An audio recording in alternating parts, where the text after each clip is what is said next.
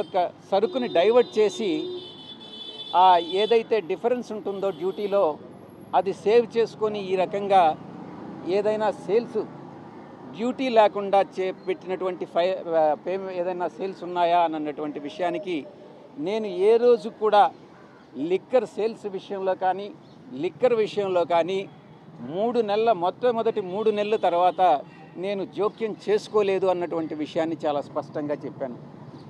ఇవన్నీ కూడా రాజ్ కసిరెడ్డి మాత్రమే వీటికి జవాబు చెప్పగలడు. నేను చెప్పలేనటువంటి ప్రశ్నలు అన్నటువంటి విషయాన్ని చాలా స్పష్టంగా చెప్పడం జరిగింది. ఇక 4వ అంశంకి వస్తే ఇక్కడ లోకల్గా ఉన్నటువంటి రాజ్ కసిరెడ్డి ఒక 3 కంపెనీలని వివి స్పిరిట్స్ ఇంకొక 2 కంపెనీలని లీజుకి తీసుకొని దానిలో ఉన్నటువంటి టైం కానీ మిషనరీ కానీ లీజుకి తీసుకొని దాంట్లో కొన్ని కొత్త బ్రాండ్లను ప్రొడ్యూస్ చేసి ఆ ప్రొడ్యూస్ చేసినటువంటి బ్రాండ్స్ని బెల్ట్ షాపుల ద్వారా డ్యూటీ లేకుండా అమ్మడం జరిగిందా అన్నటువంటి దాన్ని ప్రశ్నించడం జరిగింది. ఇది రాజ్ కసిరెడ్డి బదులివ్వాల్సినటువంటి అంశం.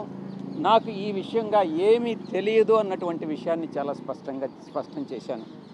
ఈ 4 ప్రశ్నలకి సమాధానం చెప్పిన తర్వాత అధికారులు తృప్తి పడ్డారన్నటువంటి విషయాన్ని నేను భావిస్తూ ఈ యొక్క మరి ఫ్యూచర్లో భవిష్యత్తులో ఇంకా ఏదైనా ప్రశ్నలుండి నేను సమాధానాలు చెప్పాల్సినటువంటి అవసరం ఉంటే నేను మళ్ళీ తిరిగి వస్తాను, మీరు ఎప్పుడైనా పిలవచ్చు అన్నటువంటి విషయాన్ని తెలియజేసుకుంటూ ఈరోజు సెలవు తీసుకోవడం జరిగింది.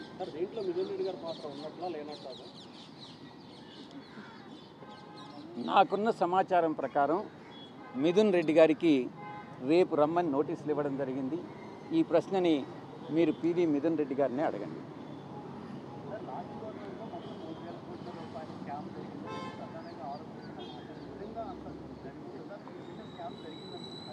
మీరు అడిగే ఊహాజనితమైనటువంటి ప్రశ్నకు నా దగ్గర సమాధానం లేదు. స్కామ్ అన్నటువంటిది జరిగిందా లేదా అన్నటువంటిది లిక్కర్తో సంబంధం లేనటువంటి వ్యక్తి నన్ను ఎలా జవాబు చెప్పమంటారు? మొట్టమొదటి 2 సమావేశాలు 3 నెలల్లో అంటే అక్టోబర్, నవంబర్, డిసెంబర్ తర్వాత ఏ ట్రాన్సాక్షన్లో కూడా నాకు సంబంధం లేదు. అప్పటికింకా అసలు లిక్కర్ పాలసీ ఇంప్లిమెంటేషన్కి రాలేదు.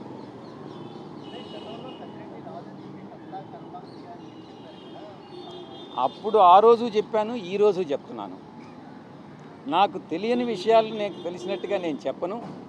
మీరు రాజ్ కసిరెడ్డి ఎప్పుడైతే అబ్స్కాండింగ్లో ఉన్నాడు, ఎప్పుడైతే ఆయన దొరికి తీసుకొస్తాడో మీరు రాజ్ కసిరెడ్డిని అడిగి తెలుసుకోవచ్చు.